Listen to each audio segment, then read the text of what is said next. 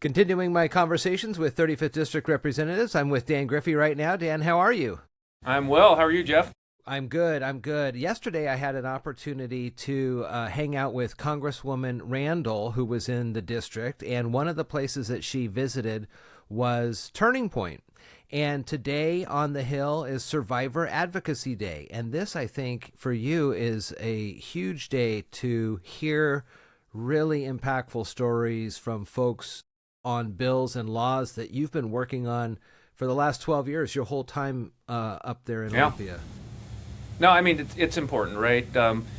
Society, I think, should be, and I believe society should be measured on how we take care of those that have the weakest voices and are treated the worst. And starting with domestic violence, the coercive control, sexual assault, so much devastation, and then in Olympia they get distracted, right? And they want to fix something else. I don't get distracted when it comes to this. I'm always there, and resources will be available as long as I serve here in Olympia. You've really been able to work across the aisle with many of your counterparts on the Democratic side to really explain the issues as you know them and help bring them along in some cases to get to a really good place now. We talked last week about the rape kit testings and how they've gone from a backlog to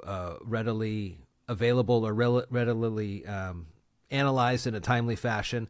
And so when it comes to those types of wins for you, and then you hear from folks like the great people at Turning Point about what that difference makes in people's lives, can you just explain that to folks who either know a little bit about domestic violence through what they read or they see on the news, but maybe they haven't had a family member go through this, and what the shortened amount of time frames do for people and what the additional assistance does from basically the start of the whole process? Well, I mean, I've been pretty open about it. I'm living through it. My family's a living example. One individual has absolutely controlled our lives for the last 2.5, almost 3 years. It's terrible.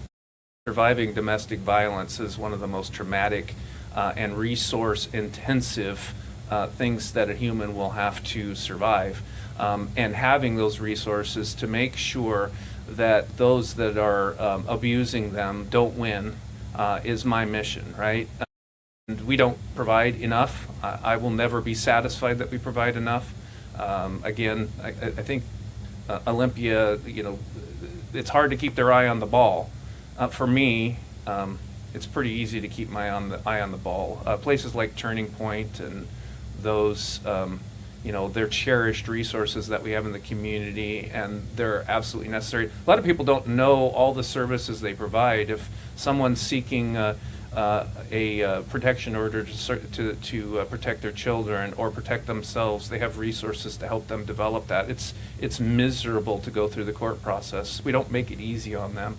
And Turning Point Survivor Group doesn't only put them in a place where they can be safe and they know that they don't have to look over their back and they can breathe free for a few seconds. They give them legal resources, they give them advice, they give them lived experience. Many of the people that work there are domestic violence survivors themselves, so these are real world people that know they can cut through the BS and they can know exactly what the person needs. And convince them not go back into it. All too often, we find that those that have been, they're surviving domestic violence, sexual assault, the primary breadwinner is their assaulter, and a lot of times they do the risk calculation, to say if I suffer a little bit of abuse. And my kids can eat and they can have a roof over their head, it's worth it. We want them to have a resource to break out, and that's what Turning Point gives us, and it's a cherished resource in our district. That's one of the posters, actually, I saw there on one of the walls. It was a sentence. It was, he just hit me once or something like that. And they crossed out the just. It was like, he hit me. I mean, that's the bottom line. In a perfect world, if you were able to get as much funding as you could. What does that look like? Additional social workers to help navigate, additional just resources for housing, or how does something like that? What would I hate doing this, but I know. I would no. I mean, I hate saying this part, but I would adopt a model like they have for civil legal aid in California. Those that are surviving domestic violence should have civil legal aid representation. But man, that is a pie in the sky. We don't have enough public defenders. I just talked to our county commissioner, Sharon Trask, and Mesa County lost their director of public defense. They're down to two almost part-time defenders. We are at an absolute crisis point. I told her that any chance that I got to speak out on that issue, those surviving domestic violence, rape, and the rest,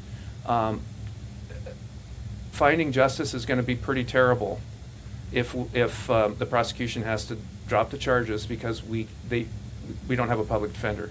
I mean, let's just face it, all the good work that I've worked on and it seems like you've advocated for, that all goes away if they have to dump the trial. And that's, again, another reason why, once again, I'm back in the laboratory testing world. I talked about it last week, trying to get us into a position where WSP can get our DUI blood samples, our tox lab can get it back to us in a prosecutable amount of time.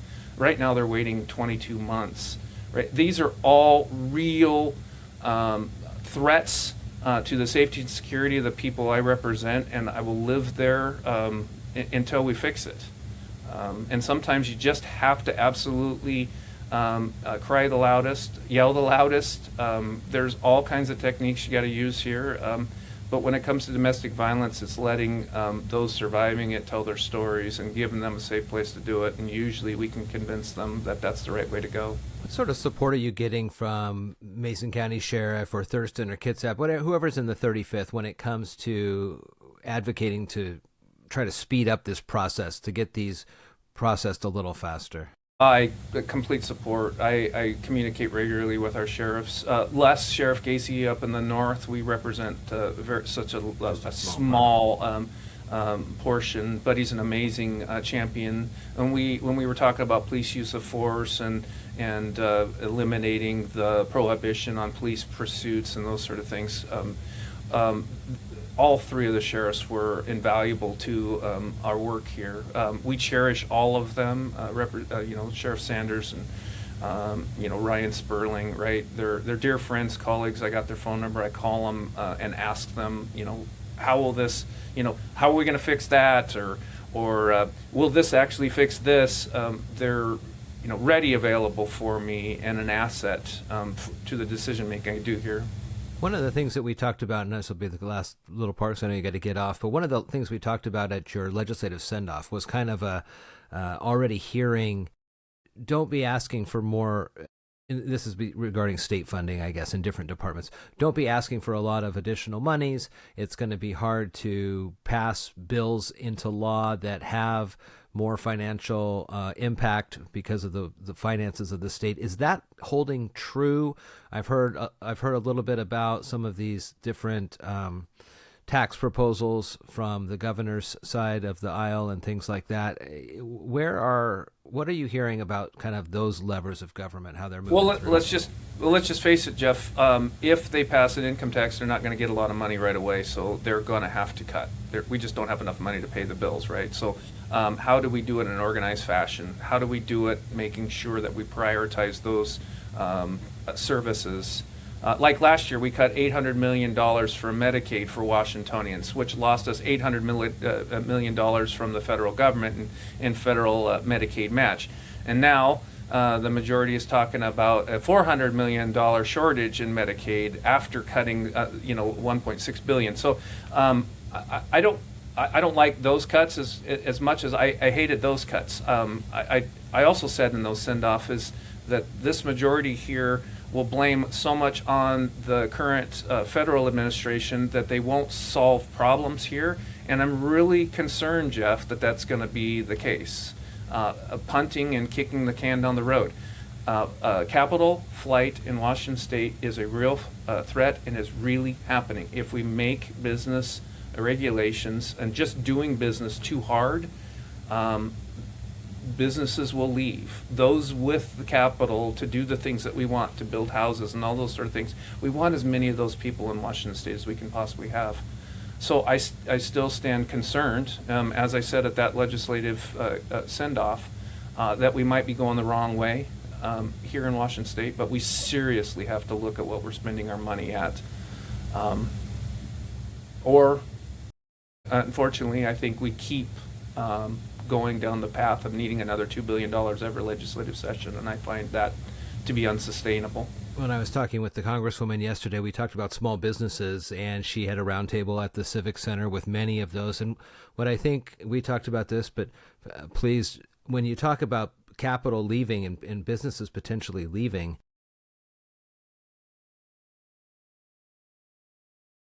oh, there we go. Nope, you're still there. I don't know what happened, Jeff. No worries. No worries. Okay. I got you. So final thing on this is when I was talking to the Congresswoman about small businesses, a lot of what happens in Mason County and even parts of Thurston are like micro businesses. A small business considered, 500 or less employees.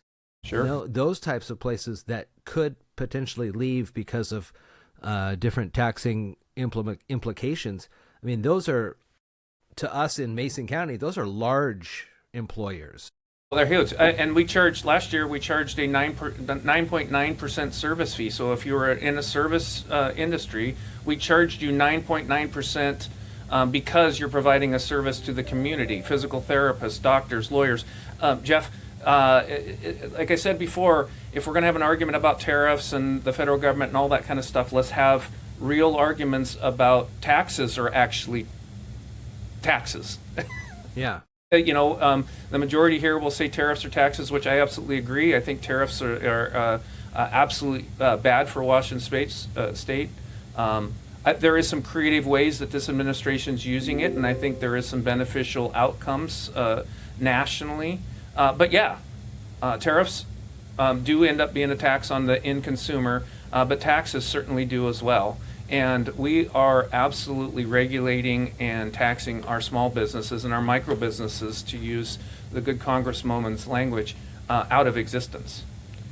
A business's job, Jeff, is to be profitable. And if we make it too hard for them to be profitable or to exist and deliver their goods and services, they will have to either close shop or go somewhere where it's not that hard. This is easy to understand.